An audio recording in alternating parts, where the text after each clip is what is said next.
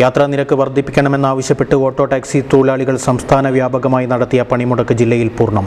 കാസർഗോഡും കാഞ്ഞങ്ങാടും ഓട്ടോറിക്ഷകളും ടാക്സികളും ബുധനാഴ്ച 12 മണിക്കൂർ ഓടിയില്ല. രാവിലെ 6 മുതൽ വൈകിട്ട് 6 വരെയായിരുന്നു പണിമുടക്ക്. പണിമുടക്കിയ ഓട്ടോ ടാക്സി തൊഴിലാളികൾ കാഞ്ഞങ്ങാട് നഗരത്തിൽ പ്രകടനം നടത്തി. പ്രകടനാനന്തരം നടന്ന പൊതുയോഗം കാറ്റാടി കുമാരൻ ഉദ്ഘാടനം ചെയ്തു.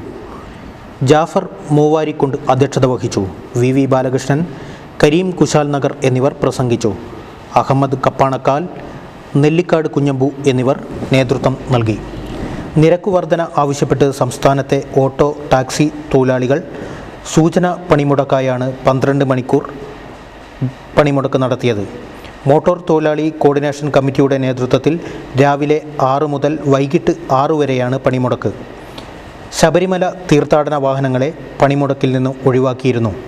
ഇന്ധനവില വർദ്ധിച്ചതിനെ തുടർന്ന് സംസ്ഥാനത്തെ ഓട്ടോ ടാക്സി ചാർജ് പുതുക്കി നിശ്ചയിക്കണമെന്നാവശ്യപ്പെട്ട് കോർഡിനേഷൻ കമ്മിറ്റി ഗതാഗത മന്ത്രി ജോസ് തെറ്റയിലിന് നിവേദനം നൽകിയിട്ടുണ്ട്.